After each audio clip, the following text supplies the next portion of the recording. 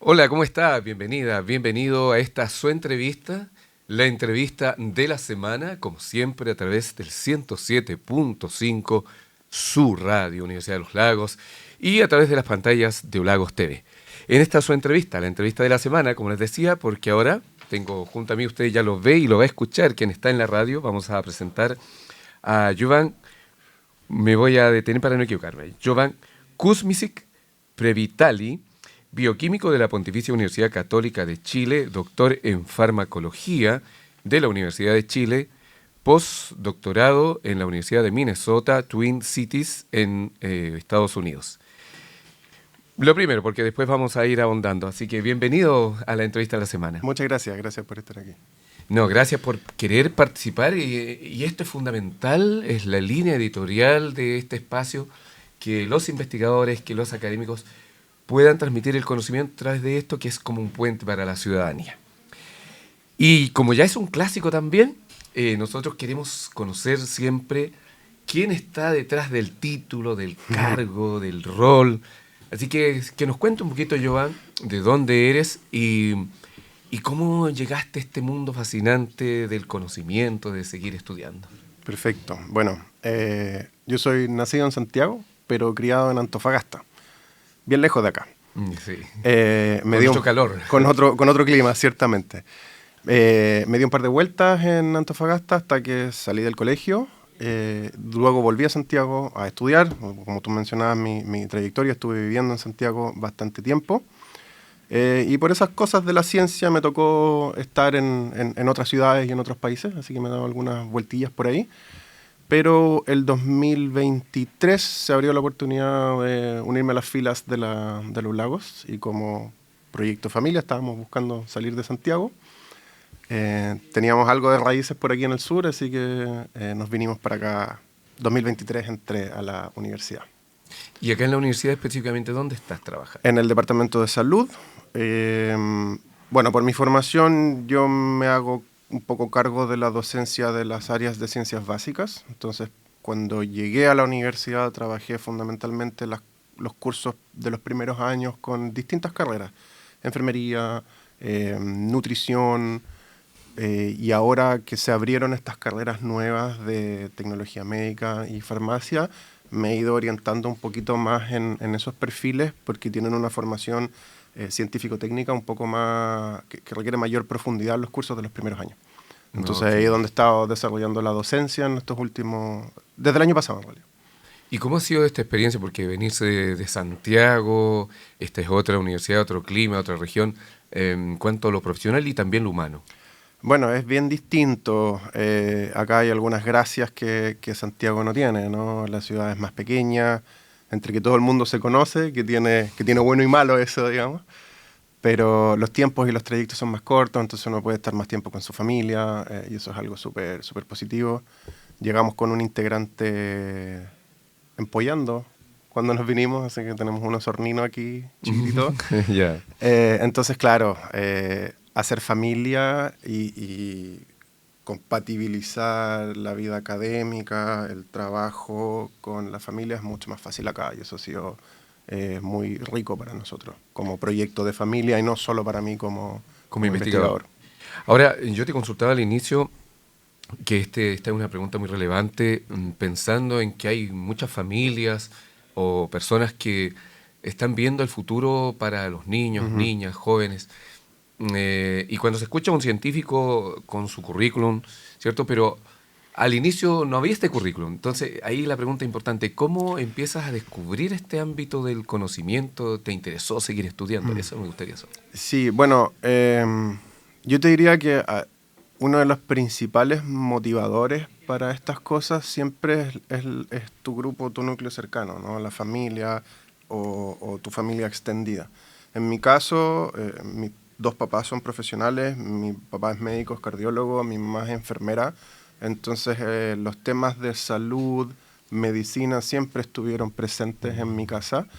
Y para bien o para mal, yo era súper curioso cuando chico. Entonces, ¿El por qué? claro, era un poco latero cuando chico. Le preguntaba por qué de a todo a mi papá y me metía mucho en las cosas que él hacía. Visité mucho el trabajo que ellos hacían en la clínica con los pacientes. Entonces, me llamó mucho la atención la biología desde un principio. Y también me quedó muy claro desde temprano que yo no quería tratar con pacientes. Quería entender lo que les pasaba a los pacientes, que lo que un poco, y lo que se refleja en mi trayectoria. A mí me interesa como el puzzle que hay detrás de por qué una patología emerge, qué es lo que cambia cuando un organismo desarrolla una enfermedad. Y eso se estudia en el laboratorio junto con los clínicos y la parte más asistencial, pero el primer trabajo es de mesón, es básico, es de entender lo que conversábamos un poquito antes, ¿no? De el por qué. Entonces eso fue lo que me motivó a estudiar lo que estudié y a seguir la carrera académica. Oye, qué relevante lo que nos cuenta Jovan Kuzmicik, porque se repite, fíjate, un patrón de cualquier profesión cuando ese niño, la importancia del hogar, la importancia de la familia. Y, por ejemplo, no es necesario a lo mejor que la familia tenga, claro, profesionales destacados, pero cómo influye el oficio del papá o, en fin, lo que le va a proyectar al hijo. Y bueno, ya que estamos hablando de los estudios, de las líneas de investigación, aquí tenemos que Jovan estás especializado en el estudio de los mecanismos moleculares involucrados en la patogénesis de enfermedades crónicas no transmisibles. Ya, expliquemos aquello. A ver, en palabras muy simples, cuando uno desarrolla una enfermedad cualquiera, hay algo que cambia al interior del organismo para responder frente a esa enfermedad. Si es una infección, por ejemplo, tenemos el sistema inmunológico y eso es más o menos simple de entender. Estamos respondiendo frente a un agente externo, ¿cierto? Hay una batalla entre los microorganismos o los agentes, ¿cierto?, de las enfermedades y nuestro propio sistema, y a veces ganamos esas batallas, que es la mayoría de las veces, a veces las perdemos y a veces necesitamos ayuda en forma de fármacos, ¿no? Para poder tratar esas enfermedades. Pero esas son las enfermedades infecciosas. Son enfermedades transmisibles, yo te puedo contagiar a ti. ¿Un resfrío? Un resfrío, una infección bacteriana por una herida mal cuidada, ese tipo de cosas. Y hay una serie de otras enfermedades que son enfermedades... y estas enfermedades infecciosas son agudas. Tú tienes un resfrío, estás resfriado 5 o 7 días y después ese resfrío mejora. Lo mismo con una infección bacteriana, ¿cierto? Si ganamos la batalla nos mejoramos, si perdemos la batalla, bueno, no nos mejoramos, pero se resuelve todo rápido, ¿no? En cambio, hay otro grupo de enfermedades que son las enfermedades crónicas que habitualmente son no transmisibles. Por ejemplo, diabetes, hipertensión, que son enfermedades que uno lleva habitualmente por el resto de su vida, ¿ya? Y ahí lo que pasa es que hay cambios internos en el funcionamiento del organismo, pero que no dependen tanto de la aparición de un agente patógeno externo, de un virus o una bacteria o algo así. De partida, normalmente esas cosas no se pueden contagiar. Entonces tiene que ver más bien con la conversación que existe entre la persona, sus hábitos, su carga genética, el ambiente, ¿cierto? Que pueden desarrollar un cáncer, una diabetes, una hipertensión, ¿cierto? Y nosotros necesitamos entender qué es lo que cambia para, ojalá, tratar de corregirlo. Y esa es un poco la medicina moderna. O sea, hoy día nosotros tenemos pacientes diabéticos, tenemos pacientes hipertensos y les recetamos una serie de tratamientos, ¿no? Medicamentos para disminuir la presión arterial.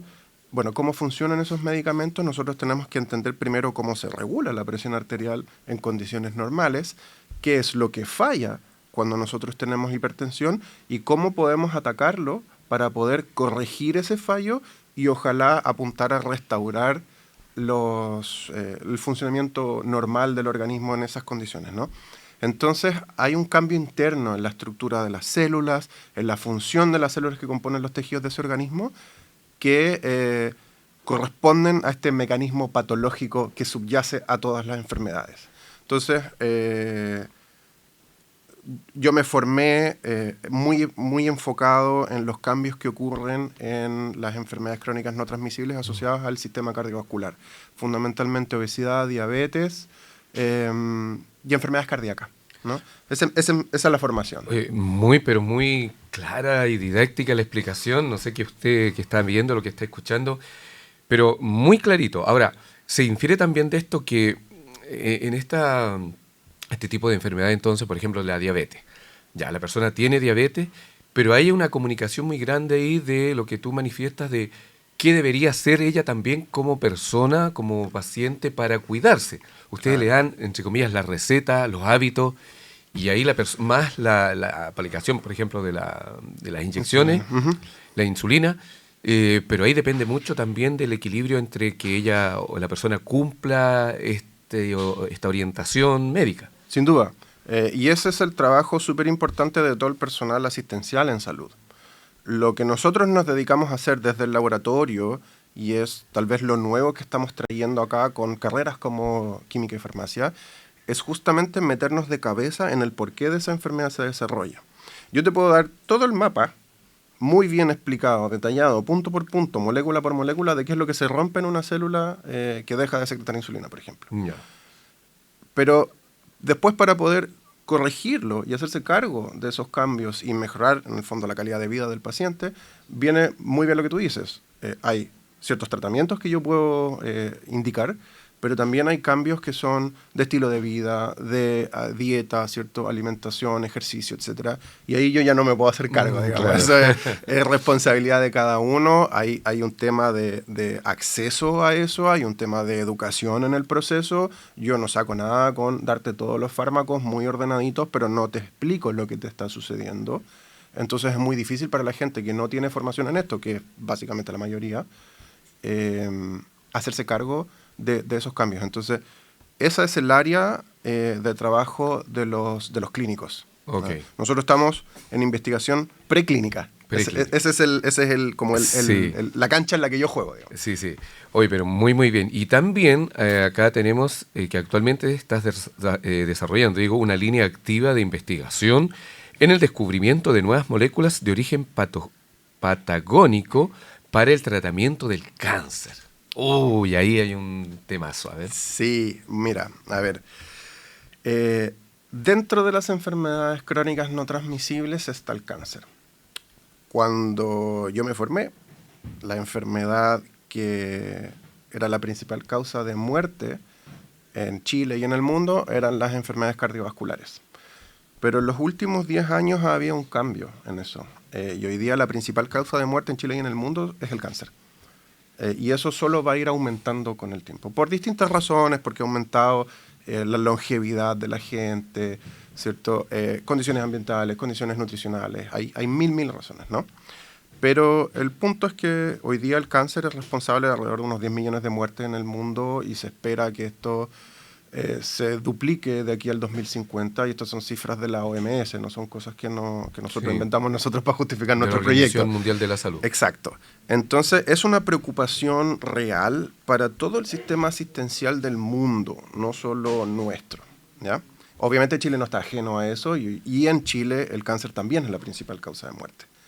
Entonces, nosotros hablamos de cáncer de manera general, pero la verdad es que el cáncer es una serie de enfermedades que están todas puestas bajo la misma etiqueta. No es lo mismo un cáncer de hígado, un cáncer de pulmón, un cáncer de mama, un cáncer de próstata, ¿cierto? Tienen orígenes diferentes, tienen cargas genéticas distintas también, tienen tratamientos distintos. Comparten sí que es un crecimiento descontrolado de células, ¿cierto?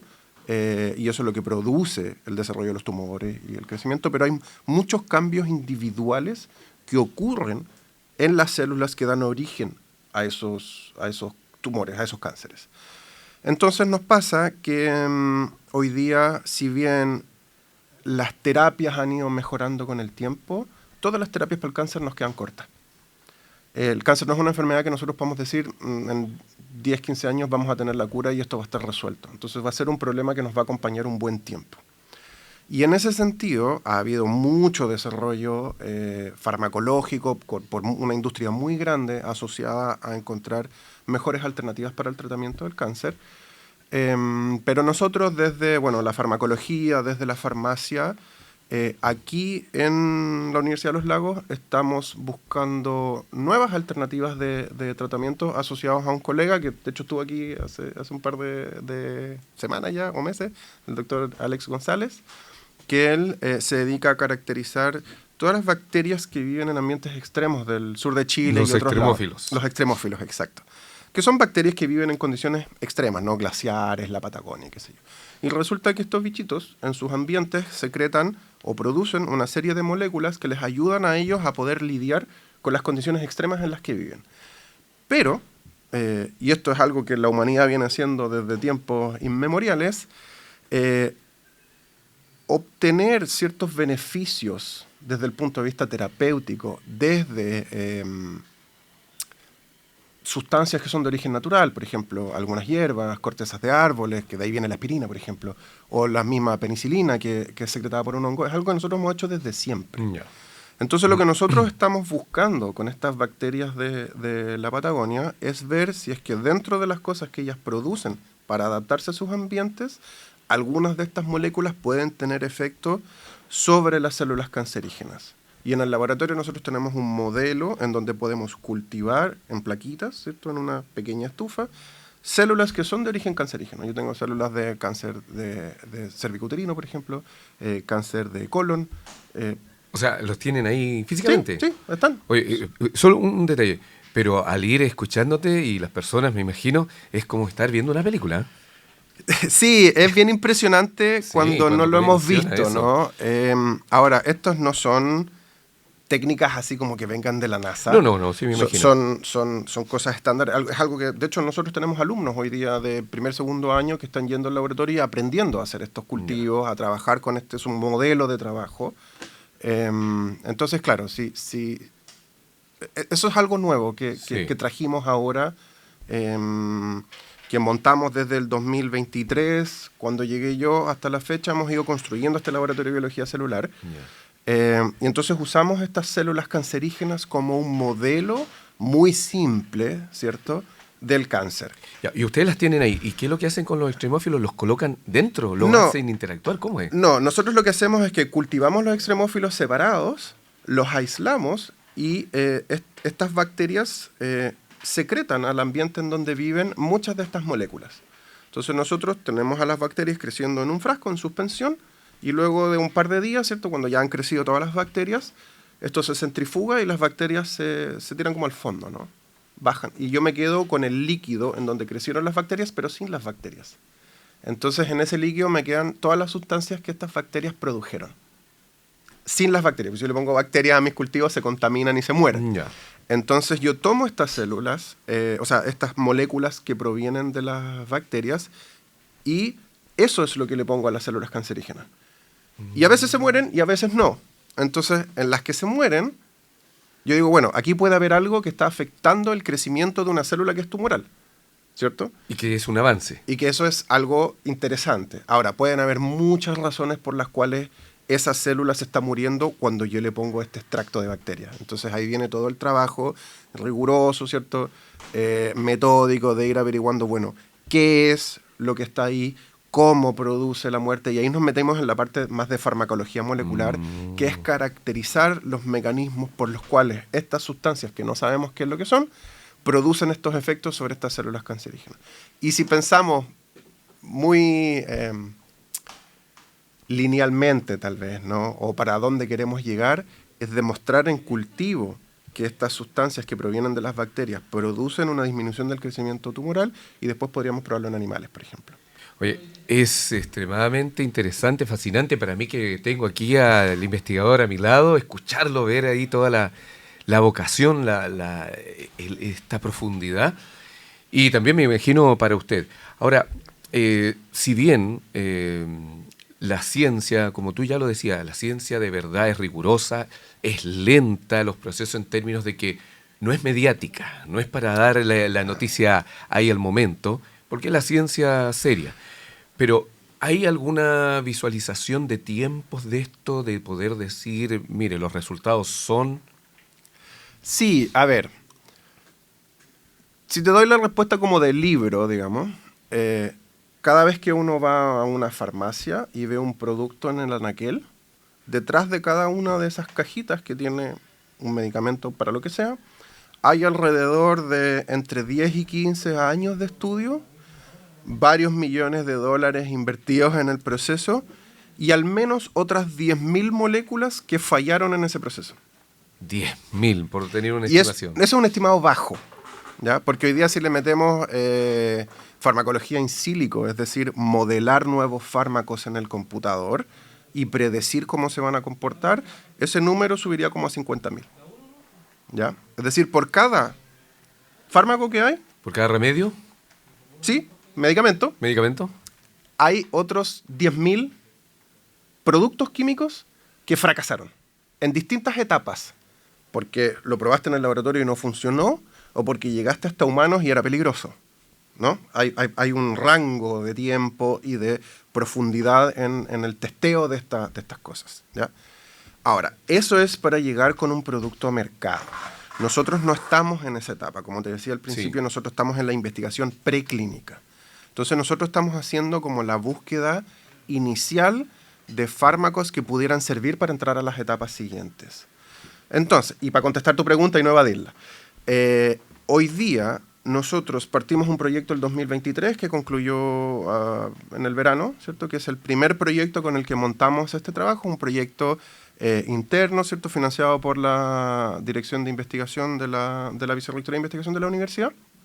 Eso nos permitió hacer un muestreo general de 29 cepas de bacterias que provienen de ambientes de la Patagonia, ¿ya? Patagonia y Antártica.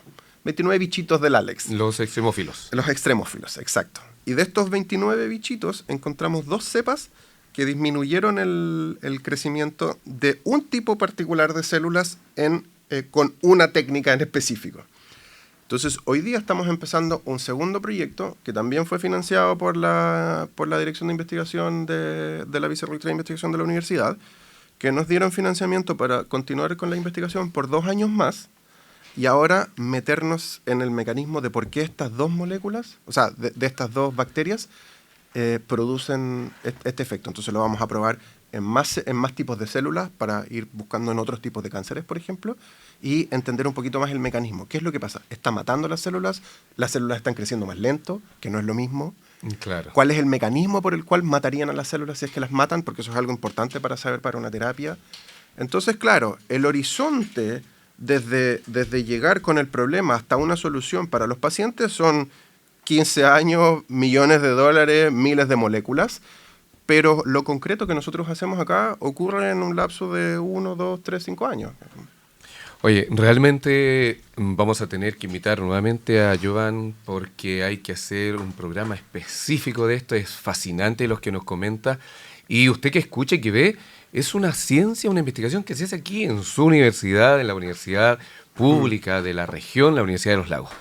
Queremos agradecer entonces a Jovan Kuzmicik Previtali, bioquímico de la Pontificia Universidad Católica de Chile, doctor en farmacología de la Universidad de Chile y postdoctorado en la Universidad de Minnesota en Estados Unidos, que más allá de estos tremendos títulos y grados, has explicado, Jovan, con esa visión de la divulgación de la ciencia que tanto se requiere y que tanto esperamos de los investigadores en general. Así que muchas gracias por estar acá en la entrevista de la semana. Gracias a ti y bueno, invitados a enterarse más de estas cosas. Nosotros felices de contar lo que hacemos, de invitar a más alumnos a sumarse a estos desafíos, ya sea con las carreras científicas que está abriendo la universidad, el mismo trabajo en el laboratorio. Hay harto para hacer, siempre nos faltan manos, así que muchas gracias. No, y sin duda, y uno de los invitados o invitadas también va a ser estos estudiantes que están participando, imagínense, con un científico ahí en el laboratorio. Usted lo escuchó, usted lo vio, los grandes temas a través de sus protagonistas, la entrevista de la semana 107.5 en su radio Universidad de los Lagos y a través de las pantallas de Lagos TV. Muchas gracias, Jovan. Gracias, que esté muy bien. Chao, chao. Hasta luego.